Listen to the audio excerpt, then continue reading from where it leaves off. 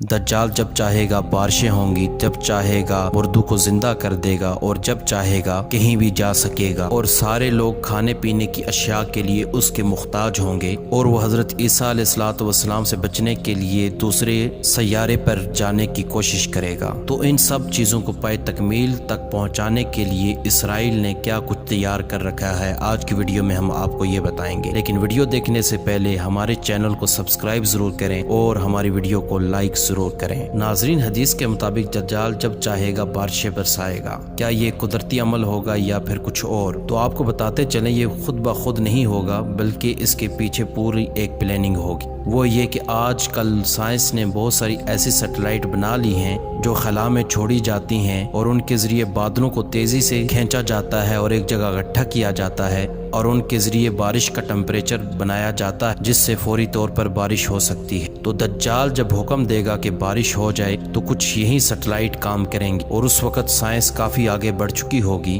और सैटेलाइट बादलों को खींचेंगी और टेम्परेचर देंगी जिससे बारिश शुरू हो जाएगी और लोग समझेंगे दज्जाल ने बारिश बरसाई है। लिहाजा कई लोग गैर मुस्लिम हो जाएंगे और उस पर ईमान ले आएंगे। इसी तरह दज्जाल मुर्दों को जिंदा।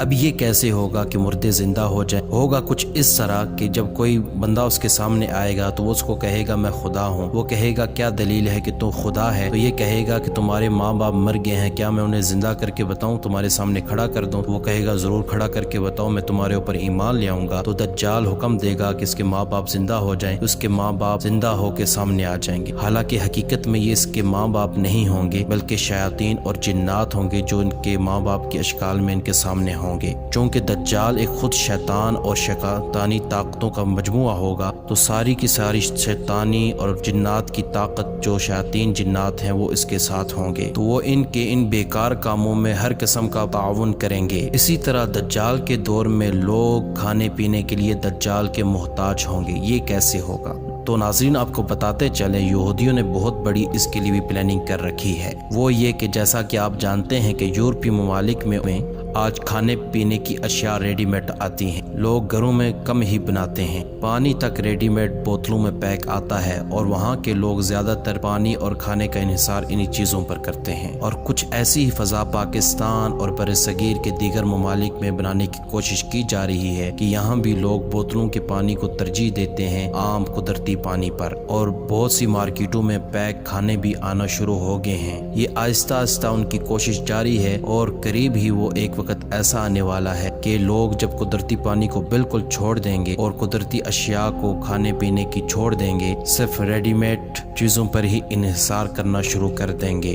जब ऐसे हालात पूरी दुनिया में बन जाएंगे और ये सारी अशिया खाने पीने की इसराइल से आएंगी और इसराइल का बादशाह तो दज्जाल होगा, तो ये सब चीज़ें उसके कब्जे में होंगी तो लोग उसके लिए तरसेंगे। इसी तरह हदीस के मुताबिक दज्जाल का कत्ल हज़रत ईसा अलैहिस्सलाम मकाम लुद में करेंगे, जहां वो जाएगा हज़रत ईसा अलैहिस्सलाम से बचने के लिए और दूसरे सैयारे की तरफ सफ़र करने की कोशिश करेगा। लेकिन मकाम लुद के दरवाजे पर ही हज़रत ईसा अलैहिस्सलाम उसे अपनी तलवार से कत्ल कर देंगे। नाजरीन, अब बताते हैं मकाम लुद कौन सी जगह है। तो आपके बताते चलें कि मकाम लुद इसराइल में मौजूद एक जगह है जहां पर इसराइल ने बहुत बड़ा हवाई अड्डा बना लिया है और वहां उन्होंने दज्जाल को हज़रत ईसा अलैहिस्सलाम से बचाने के लिए और दूसरे सैयारे पर भेजने के लिए एक मिसाइल भी तैयार कर रखा है जिसमें दज्जाल सफ़र करके दूसरे सैयारे पर जाएगा।